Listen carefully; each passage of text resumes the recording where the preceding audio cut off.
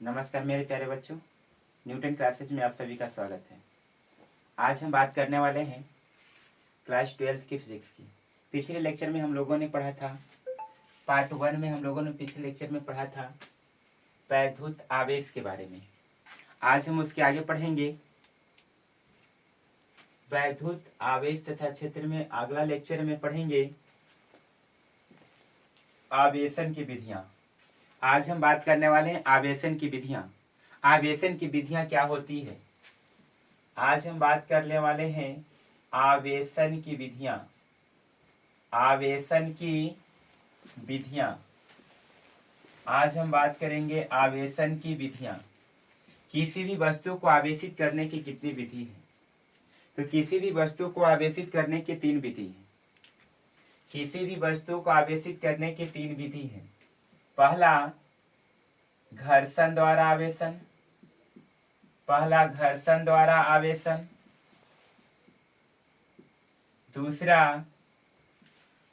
चालन द्वारा आवेशन।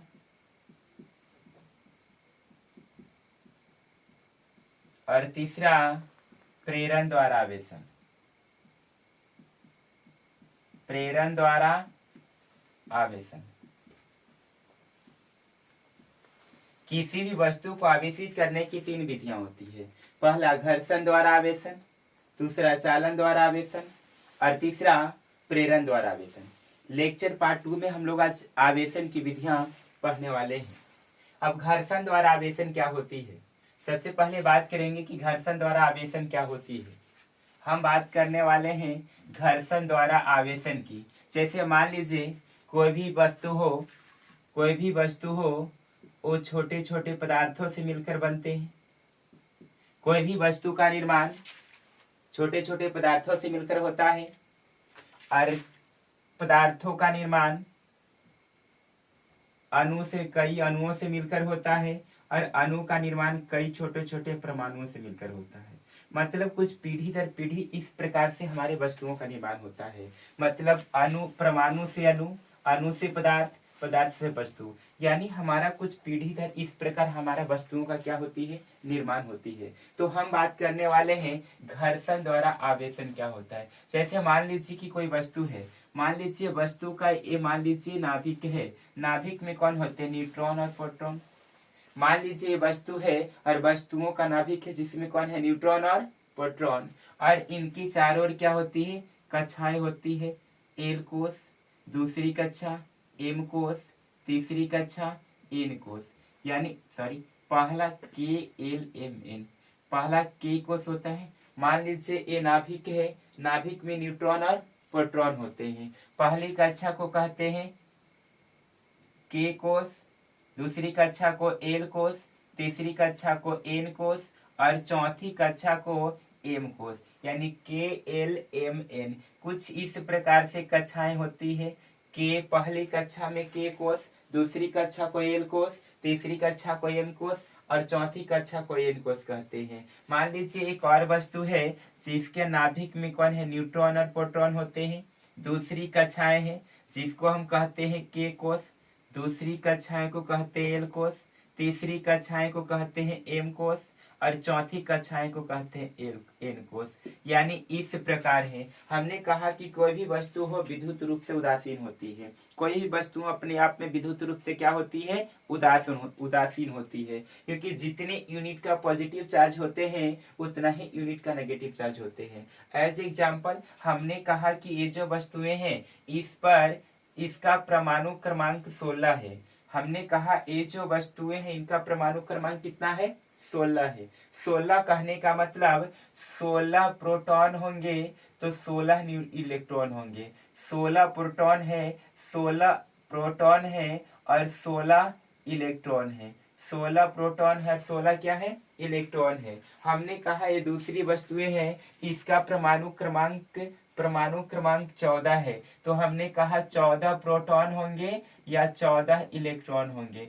14 प्रोटॉन होंगे और 14 इलेक्ट्रॉन होंगे। इलेक्ट्रॉन पर बाबू होता है ऋणावेश और प्रोटॉन पर होता है धनावेश। जितने यूनिट का पॉजिटिव चार्ज है उतना ही यूनिट का नेगेटिव चार्ज होता है। प्रोटॉन तो इसके नाभिक में होते हैं और इलेक्ट्रॉन इनकी कक्षाओं में चक्कर लगाता है। यानी पहली कक्षा की बात करें, अगर इन वस्तुओं को पहली कक्षा की बात करें तो पहली कक्षा में आपका 2 इलेक्ट्रॉन होता है। पहली कक्षा में कितना इलेक्ट्रॉन? 2 को। दूसरी कक्षा में बात करें तो दूसरी कक्षा में आपका 8 इलेक्ट्रॉन होता है।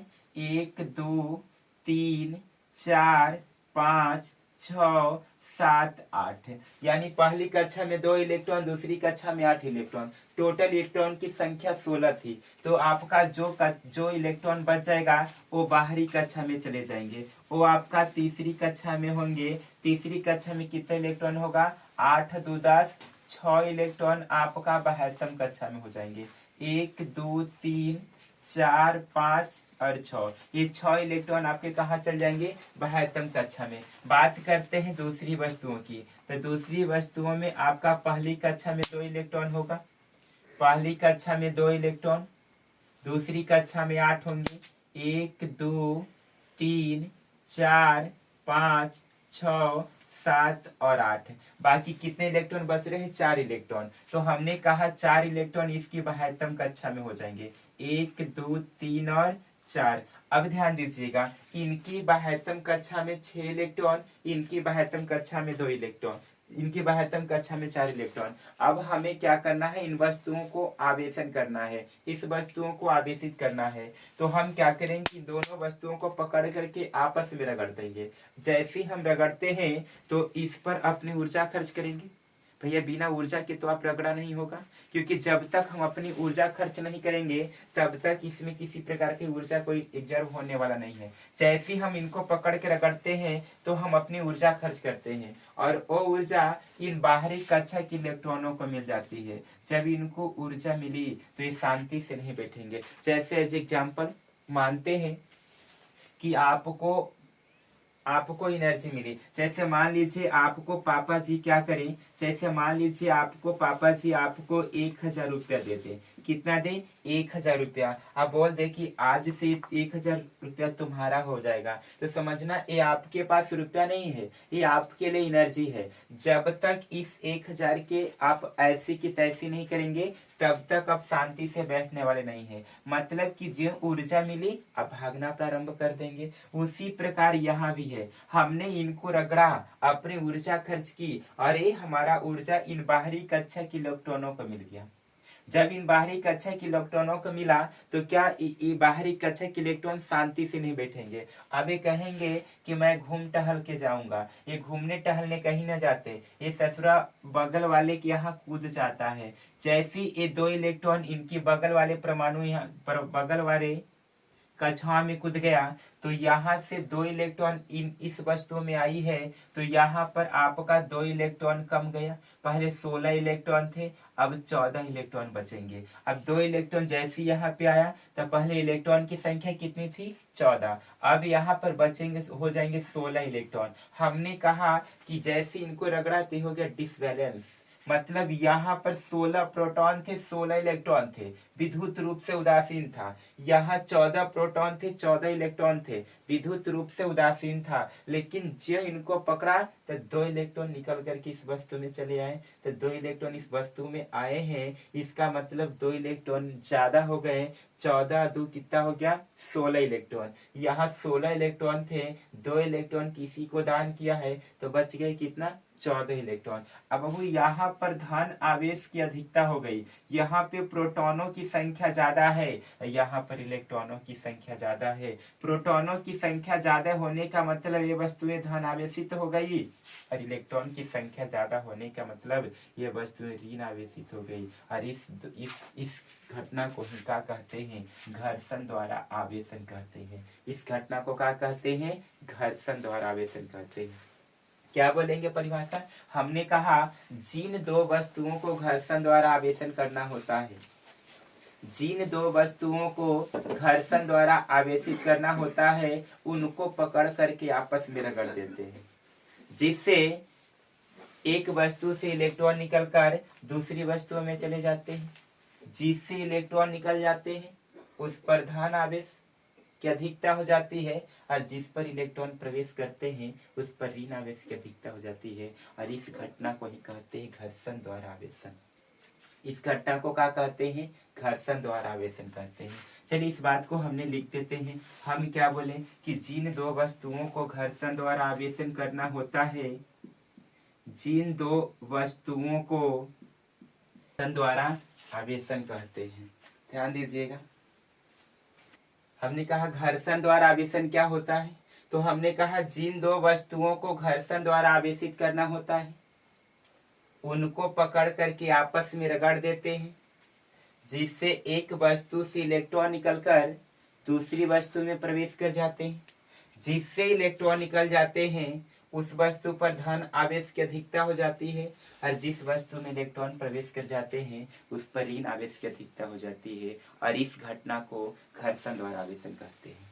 क्या कहते हैं बाबू? घर्षण द्वारा आवेशन कहते हैं। तो ये था हमारा घर्षण द्वारा आवेशन। आवेशन की विधियां 3 प्रकार की थी। एक था घर्षण द्वारा आवेशन, दूसरा था चालन द्वारा आवेशन, और तीसरा था प्रेरण द्वारा आवेशन। तो बोलिए क्या सही घर्षण द्वारा आवेशन दिक्कत है? घर्षण द्वारा आवेशन में प्रॉब्लम है कि नहीं बच्चों को? नहीं। चलिए आगे बढ़ते हैं। हम दूसरा हम पढ़ेंगे चालन द्वारा आवेशन। इससे पहले एक थोड़ा सा नोट पॉइंट है। नोट पॉइंट में क्या सीखेंगे? हम पढ़ेंगे आवेशों के बीच बल। हम पढ़ने वाले हैं आवेशों के बीच बल। आवेशों के बीच बल लगता है। कैसा बल लगेगा देख लीजिएगा। यहाँ पर हम पढ़ेंगे एक नोट नंबर, नोट पॉइंट ज्ञानवर्धक बातें। हमने कहा आवेशों के बीच बल, आवेशों के बीच बल, बीच बल, आवेशों के बीच बल कैसा लगता है?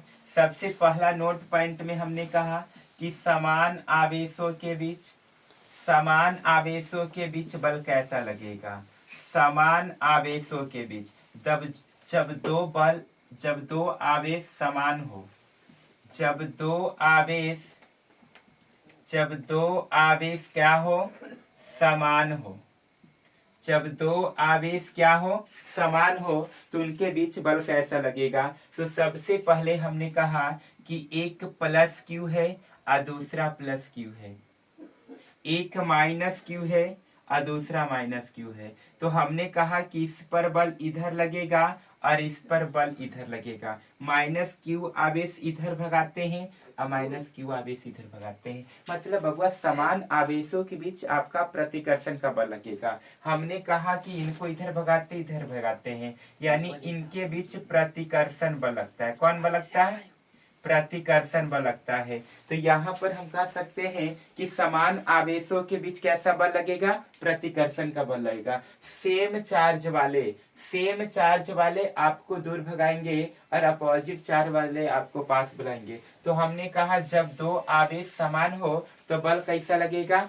आपका प्रतिकर्षण बल लगेगा। तो हम यहाँ पर बोल सकते हैं कि जब दो समान आवेशों के बीच बल कैसा लगता है? समान आवेशों के बीच आपका बल, हमने कहा समान आवेशों के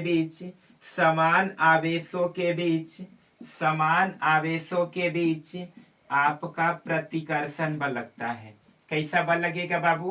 प्रतिकर्षण बल लगता है। समान आवेशों के बीच कैसा बल लगता है? प्रतिकर्षण बल लगता है। बात करते हैं कि विपरीत आवेश हो तो कैसा बल लगेगा सर? तो हमने कहा दूसरी पॉइंट की बात करते हैं। जब दो विपरीत आवेश हो, जब दो विपरीत कैसा आवेश हो? विपरीत आवेश हो। ध्यान दीजिएगा, विपरीत आवेशों के बीच बल कैसा लगेगा? तो हमने कहा कि एक आपका प्लस क्यू आवेश है, दूसरा आपका माइनस क्यू आवेश है। एक पॉजिटिव चार्ज है, दूसरा नेगेटिव चार्ज है। मतलब दोनों पर आवेश है लेकिन कैसा है? विपरीत है। तो विपरीत आवेश ए प्लस वाले माइनस की ओर जाता है और माइनस वाले प्लस की ओर जाता है। मतलब दोनों एक दूसरे को अट्रैक्शन करेंगे। क्या करेंगे? अट्रैक्शन करेंगे। हमने कहा कि अट्रैक्शन करने की क्रिया को, पास बुलाने की क्रिया को क्या कहते हैं? आकर्षण कहते हैं। क्या कहते हैं? आकर्षण कहते हैं। हमने कहा जब आपको पास बुला रहे हैं तो आकर्षण, अब दूर भगा रहे हैं तो प्रतिकर्षण। होता क्या है? जैसे मान लीजिए ये दो दोस्त हैं, एक लैला और एक मजनू। लैला मजनू की कहानी में ध्यान दीजिएगा, ये दोनों आपको अट्रैक्शन करेंगे, पास बुलाते हैं। तो हमने कहा जब दो विपरीत आवेश हो तो क्या होते हैं, आकर्षण बल लगता है। हमने कहा विपरीत आवेशों के बीच, विपरीत आवेशों के बीच, विपरीत आवेशों के बीच आकर्षण बल लगता है। कैसा बल लगता है, आकर्षण बल लगता है। कैसा आकर्षण बल लगता है, ध्यान दीजिएगा। कुछ हमें जरूरत थी आवेशों के बीच बल की, इसलिए हमें यहाँ पे बताना पड़ रहा है। हमने कहा कि जब दो विपरीत आवेश हो तो बल कैसा लगेगा, आकर्षण, और समान आवेश हो तो बल कैसा लगेगा, प्रतिकर्षण लगेगा। चलिएगा, यहाँ से हम बात करने वाले हैं दूसरा आवेशन की मेथड को, जिसमें हमको पढ़ना है प्रेरण द्वारा आवेशन। कौन द्वारा आवेशन, प्रेरण द्वारा आवेशन। प्रेरण द्वारा आवेशन क्या होता है, चालन द्वारा आवेशन क्या होता है, हम यहाँ से समझने का प्रयास करते हैं। दूसरा हेडिंग दीजिएगा। आगे हम पढ़ने वाले हैं जो दूसरा है आवेशन की विधियां, वो दूसरा आपका है चालन द्वारा आवेशन। चालन द्वारा आवेशन, चालन द्वारा आवेशन। धीरे धीरे पढ़ते चलेंगे। आपको पूरे साल भर यूट्यूब पर आपको फ्री क्लास मिलेंगे, पूरे साल भर तक आपको फ्री क्लास मिलेंगे। चालन द्वारा आवेशन क्या होती है, चालन द्वारा आवेशन समझने का प्रयास कीजिए। जैसे मान लीजिए हम क्या करें, हम ऐसे आराम से खड़े हैं, फील करना हम आराम से खड़े हैं और एक सज्जन व्यक्ति गर्मा गर्म राड लाएगा और उसे से पीछे से टच करेगा, तो बताओ क्या हम आवेशित हो जाएंगे। हमने कहा का ससुरा ला के टच कर दिया जो हम आवेशित हो गए। गर्मा गर्म राड को टच करेगा तो उसको एक घंटा खींच के मारेंगे, या तो हम भागना प्रारंभ करेंगे, आराम से रुके तो नहीं रहेंगे। तो मतलब हमने क्या किया कि वो जैसे ही राड को डाला हमने भागना प्रारंभ कर दिया, तो उसी को कहते हैं चालन द्वारा आवेशन। क्या कहते हैं, चालन द्वारा आवेशन। क्या होता है यहाँ समझने का प्रयास कीजिएगा। मान लीजिए हमने कहा कोई वस्तु है, हमने कहा ये कोई वस्तु है, अरे वस्तु में धन आवेश भी है और ऋण आवेश भी है। हमने कहा ये जो वस्तुएं हैं बाबू, जितना यूनिट का पॉजिटिव चार्ज है उतना यूनिट का नेगेटिव चार्ज है। इस पर 10 यूनिट का पॉजिटिव चार्ज है तो 10 यूनिट का कौन चार्ज है, नेगेटिव चार्ज है। अब ध्यान दीजिएगा, 10 यूनिट का पॉजिटिव चार्ज और 10 यूनिट का नेगेटिव चार्ज, मतलब वस्तुएं विद्युत रूप से उदासीन है। वस्तुएं विद्युत रूप से क्या है, उदासीन है। और इसके संपर्क में हमने कहा कि इनके संपर्क में एक धन आवेशित छड़ लाकर रख दिए। हमने कहा कि इनके संपर्क में एक आपका उच्च आवेशित छड़ है और इस छड़ पर बोलो आवेश कैसा है, धन आवेशित है। हमने कहा कि इस छड़ पर आवेश कैसा है, धन आवेशित है। जैसे ही धन आवेशित छड़ को हमने लाया तो हुआ क्या कि ये जो वस्तुएं थी ना, इस पर धन आवेश और ऋण आवेश एक समान रूप से वितरित थे। तो हुआ क्या कि धन आवेश एक तरफ चला गया और ऋण आवेश छड़ की ओर आ गया। हमने कहा कि इस छड़ का संपर्क बनाए रखे थे, छड़ का संपर्क बना के रखे, तो हुआ क्या कि इनको देख करके हमने कहा आवेशों के बीच बल लगेगा। धन आवेश ऋण आवेश को पास बुलाता है। अभी हमने देखा कि सर प्लस चार्ज है, आप प्लस चार्ज है, इनको दूर भगाएगा। एक पर प्लस चार्ज है, एक पर माइनस चार्ज है, तो इनको पास बुलाएगा। प्लस वाले इधर बुलाएंगे और माइनस वाले इधर बुलाएंगे, यानी प्लस माइनस को बुलाता है, माइनस प्लस को बुलाता है। दोनों के बीच गहरी मित्रता होगी। लेकिन ये दोनों सेम चार्ज है, तो प्लस वाले प्लस को क्या करेगा, दूर भगाएगा, और माइनस वाले को क्या करेंगे, पास बुलाएंगे। तो हुआ क्या कि इसमें जो माइनस वाले चार्ज थे वो इस तरफ आ गए, माइनस वाले चार्ज एक तरफ आ गया, ये छड़ जिधर था उधर आ गए, और आपका जो आपका धन आवेशित था वो छड़ से दूसरी ओर चले गए। आपका धन आवेश कहाँ चला गया, छड़ के दूसरी ओर। इस अब यहाँ पर हुआ क्या, इसके बाद हमने क्या किया कि इस वाले भाग को भू संपर्कित कर दिया। ए वाला जो भाग है इसको हमने अर्थिंग कर दी। और अर्थिंग करने का मतलब आपको पता है कि ये पृथ्वी ही अर्थ है। ये क्या है? ARTHING, earthing. आपको पता है कि पृथ्वी की धारिता अनंत होती है। पृथ्वी की जो धारिता है बाबू, पृथ्वी की जो धारिता है, धारिता आपका अनंत है और विभव आपका शून्य है। विभव क्या है? शून्य है। धारिता अनंत है, जितना आवेश दो सब खा पी करके बैठ जाएंगे। ऐसे एग्जाम्पल जैसे हमने कहा कि इस समुद्र में, हमने कहा कि समुद्र में ए, मान लीजिए समुद्र का ए, हमने कहा समुद्र है। क्या है? समुद्र है। ये आपका मान लीजिए कि समुद्र है और हमने कहा कि समुद्र में यहाँ पे 33 लाख का करंट गिर गया। कितने लाख का बाबू? 33 लाख। इक्कीस, दहाई, सैकड़ा, हजार, 10,000, लाख, 10 लाख, यानी 33 लाख का हम क्या करें? करंट गिरा दें। 33 लाख का करंट गिरा दें तो क्या लगता है कि समुद्र की सारी मछलियां मर जाएगी? नहीं बाबू, ऐसा नहीं हो सकता है। हमने कहा कि 33 लाख का ज्यों करंट गिरा तो इनका प्रभाव कुछ दूर तक दिखेगा, लेकिन कुछ दूर के बाद ये सब के सब आपको पृथ्वी के अंदर चले जाएंगे। हमने कहा है जो समुद्र है वो धरती मैया की गोद में बहती है, इसलिए पूरा आवेश कहाँ चला जाएगा? ये धरती में चला जाएगा और समुद्र की सारी मछलियां क्या हो जाएगी? बच जाएगी। उसी प्रकार कहा कि जो पृथ्वी की धारिता क्या है? अनंत है और विभव क्या है? शून्य है। तो जैसे ही हमने अर्थिंग की तो यहाँ पृथ्वी अर्थ से निकला इलेक्ट्रॉन। क्या निकला? इलेक्ट्रॉन। और जैसे ही इलेक्ट्रॉन निकला और ए इलेक्ट्रॉन करते क्या है कि ए इलेक्ट्रॉन इसके ए धनावेशित भाग को क्या कर दिया? आवेशहीन कर दिया। इस धनावेशित भाग को क्या कर दिया? आवेशहीन कर दिया। और इस क्षण का संपर्क हमने हटा दिया। जैसे जमाने में हमको धोखा दिए थे, हमने इनको भी आज धोखा दे दिया। क्षण का संपर्क हटा लिए, अर्थिंग का संपर्क हटाए और ये पूर्ण रूप से ये विद्युत क्या, ये वस्तुएं हो गई ऋण आवेशित। ये वस्तुएं क्या हो जाती है? ऋण आवेशित हो जाती है। और इस घटना को ही क्या कहते हैं? चालन द्वारा आवेशन कहते हैं। ये वस्तुएं क्या हो जाती है? ऋण आवेशित हो जाती है। ऋण आवेश की अधिकता हो जाती है और वस्तुएं क्या हो जाती है? ऋण आवेशित हो जाती है। और इस घटना को ही क्या कहते हैं? चालन द्वारा आवेशन कहते हैं। बोलेंगे क्या, लिखेंगे क्या? ध्यान दीजिएगा। हमने कहा चालन द्वारा आवेशन होता क्या है? चालन द्वारा आवेशन होता क्या है? तो हमने कहा चालन द्वारा आवेशन, जिन वस्तुओं को चालन द्वारा आवेशित करना होता है उनके संपर्क में, जिन वस्तुओं को चालन द्वारा आवेशित करना होता है उनके संपर्क में एक उच्च आवेशित क्षण लाकर रख देते हैं। यदि उच्च आवेशित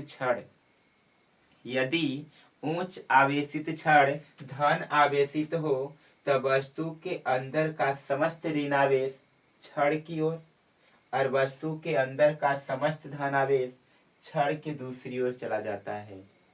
और फिर वस्तु को भू संपर्कित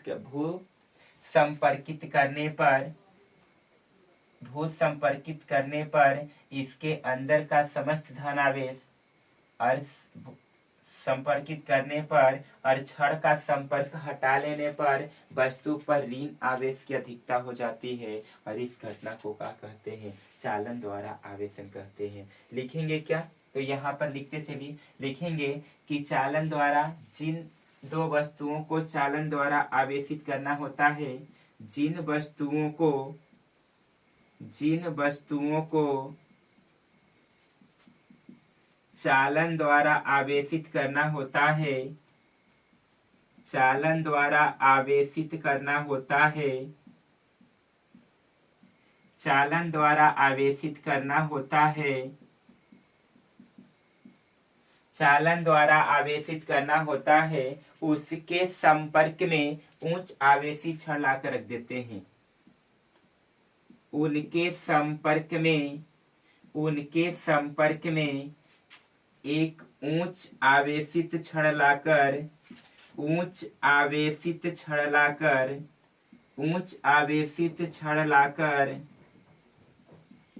रख देते हैं। यदि उच्च आवेशित क्षण यदि उच्च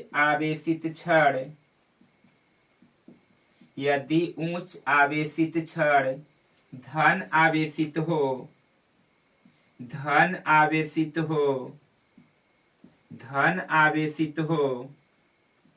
तो वस्तु के अंदर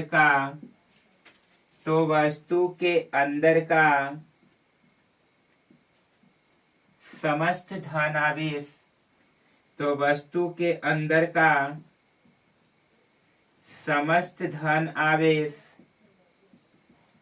समस्त धन आवेश दूसरी ओर तथा समस्त ऋण आवेश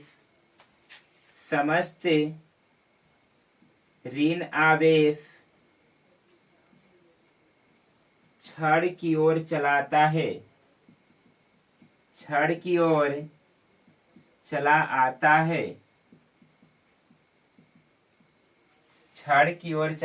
है वस्तु के धन आवेशित भाग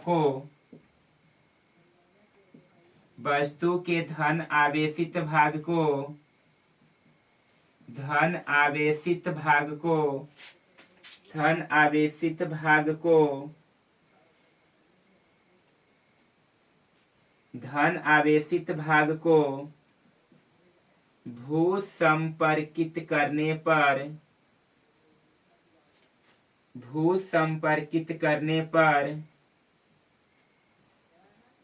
भू संपर्कित करने पर तथा छड़ का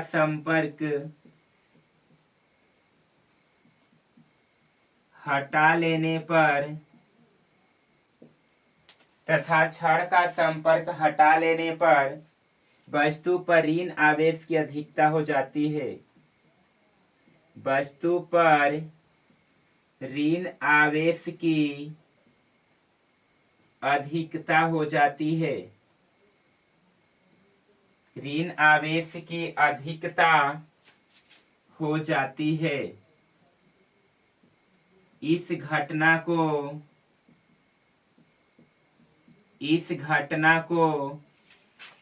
घर्षण द्वारा आवेशन कहते इस घटना को चालन द्वारा आवेशन कहते हैं। चालन द्वारा आवेशन कहते हैं। इस घटना को क्या कहते हैं? चालन द्वारा आवेशन कहते हैं। ये था मेरा चालन द्वारा आवेशन। मतलब हमने कहा क्या कि जिन वस्तुओं को चालन द्वारा आवेशित करना होता है उनके संपर्क में एक उच्च आवेशित क्षण लाकर रख देते हैं। यदि उच्च आवेशित क्षण धन आवेशित हो तो वस्तु के अंदर का समस्त धन आवेश दूसरी ओर तथा समस्त ऋण आवेश क्षण की ओर चला आता है। वस्तु के धन आवेशित भाग को भू संपर्कित करने पर तथा क्षण का संपर्क हटा लेने पर वस्तु पर ऋण आवेश की अधिकता हो जाती है। इस घटना को क्या कहते हैं? चालन द्वारा आवेशन कहते हैं। पहला पॉइंट दीजिएगा। चालन द्वारा आवेशन में जो वस्तु पर आवेश आता है वो क्षण के विपरीत आता है। क्षण धन आवेशित लीजिएगा वस्तु ऋण आवेशित होगा। क्षण ऋण आवेशित लेंगे वस्तु धन आवेशित होगा। मतलब कि इस पर जो आवेश आता है वो क्षण के विपरीत आता है। तो पहला पॉइंट नोट कर लेंगे। चालन द्वारा आवेशन में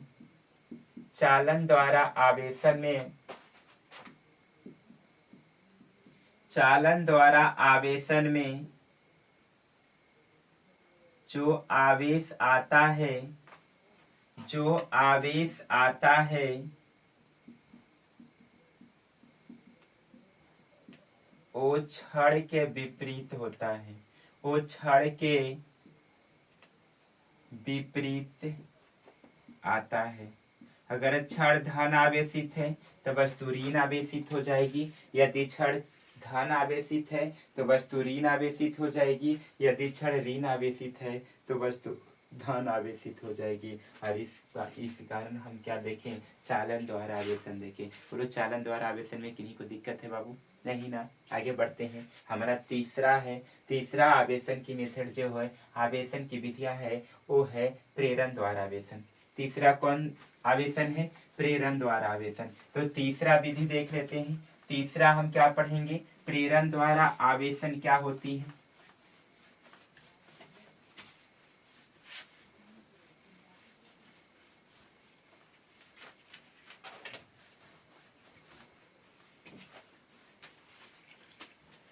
तीसरा ध्यान दीजिएगा, तीसरा ध्यान दी। तीसरा आवेशन की विधियां क्या थी? तीसरा आपका था चालन प्रेरण द्वारा आवेशन। सॉरी, तीसरा क्या था? प्रेरण द्वारा आवेशन। प्रेरण द्वारा आवेशन। प्रेरण द्वारा आवेशन क्या होता है? प्रेरण का मतलब होता है किसी से प्रेरणा लेना।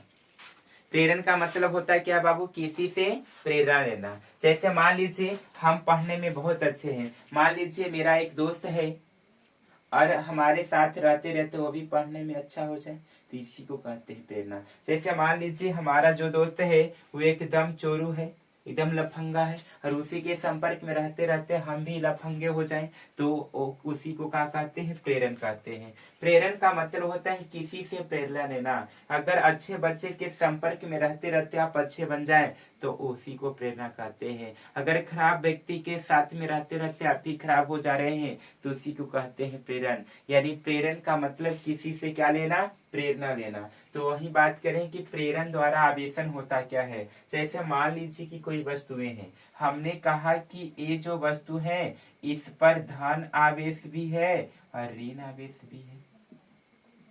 हमने कहा कि ये जो वस्तुएं हैं इस पर धन आवेश और ऋण आवेश दोनों है। जितने यूनिट का पॉजिटिव चार्ज है उतने यूनिट का नेगेटिव चार्ज है। मतलब वस्तुएं विद्युत रूप से क्या है बाबू? उदासीन है। लेकिन हुआ क्या कि इनको हमें आवेशित करना था, तो इनके संपर्क में, इनके इस संपर्क में एक हमने क्या रख दिया? धन आवेशित छड़ रख दिया। प्रेरणा ले रहे हैं, केवल सटा नहीं रहे हैं, केवल बगल में रखे हैं। तो हमने कहा कि इनके संपर्क में क्या रखे हैं? एक धन आवेशित छड़ रखे हैं।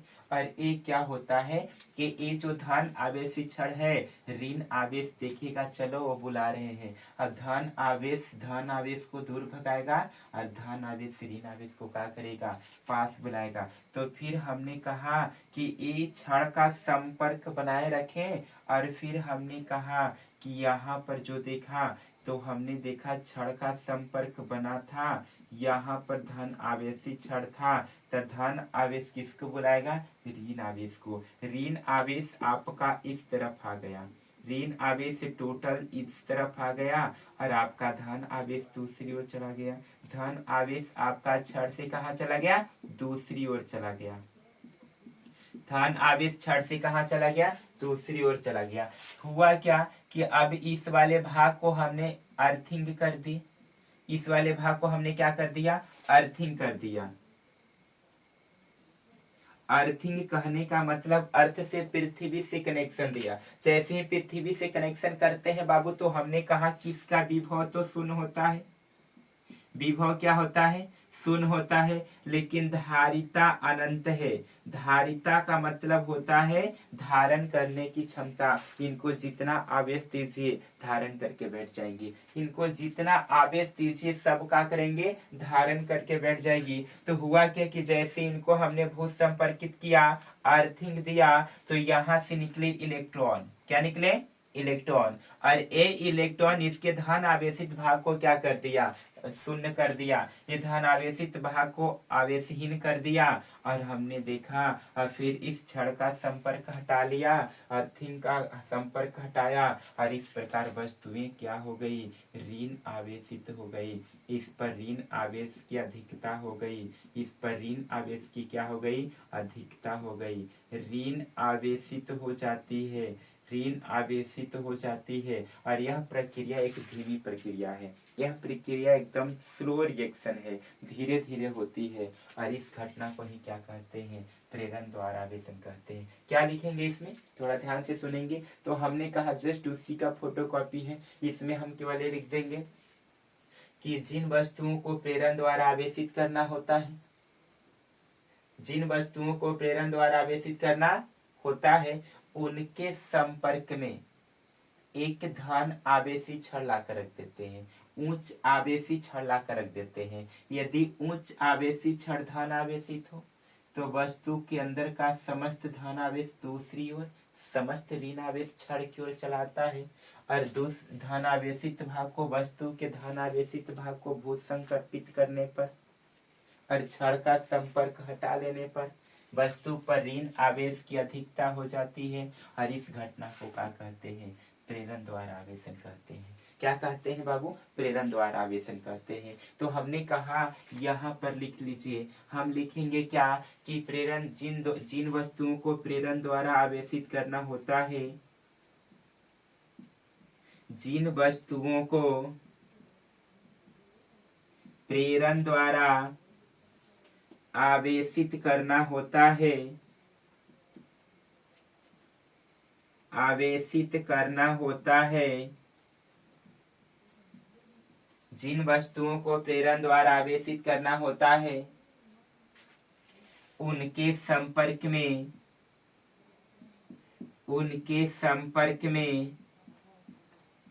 एक उच्च आवेशित छड़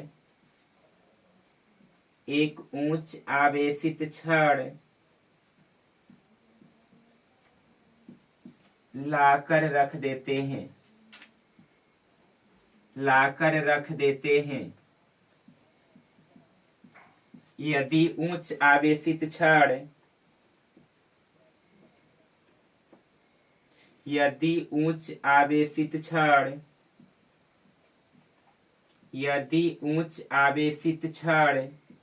धन आवेशित हो तो वस्तु के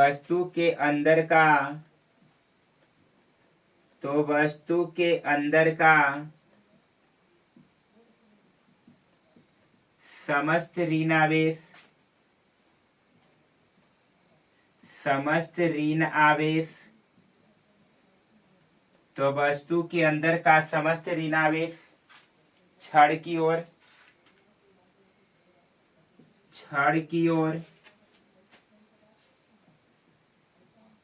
एवं समस्त धन आवेश छड़ के दूसरी ओर चला जाता है। छड़ के दूसरी ओर चला जाता है, दूसरी ओर चला जाता है। समस्त धनावेश दूसरी ओर चला जाता है। वस्तु के धनावेशित भाग को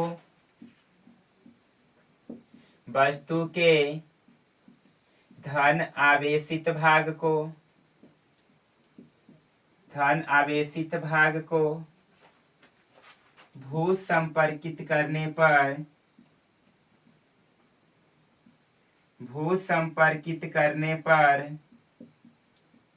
तथा छड़ का संपर्क हटा लेने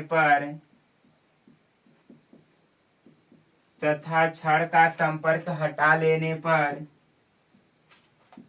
वस्तु पर ऋण आवेश की अधिकता हो जाती है। ऋण आवेश की अधिकता हो जाती है। ऋण आवेश की अधिकता हो जाती है और इस घटना को प्रेरण द्वारा आवेशन कहते हैं। और इस घटना को प्रेरण द्वारा आवेशन कहते हैं। प्रेरण द्वारा आवेशन कहते हैं। प्रेरण द्वारा आवेशन कहते हैं। इस घटना को क्या कहते हैं? प्रेरण द्वारा आवेशन कहते हैं। पहला पॉइंट दीजिएगा, आपसे पूछ ले कैसी प्रक्रिया है, तो प्रेरण द्वारा आवेशन धीमी प्रक्रिया है। क्या बोलेंगे? प्रेरण द्वारा आवेशन, प्रेरण द्वारा आवेशन एक धीमी प्रक्रिया है। प्रेरण द्वारा आवेशन एक धीमी प्रक्रिया है। प्रेरण द्वारा आवेशन एक धीमी प्रक्रिया है। इसी प्रकार हमारा आवेशन की विधियां समाप्त हुआ। आज की क्लास को हम यहीं पे रखते हैं।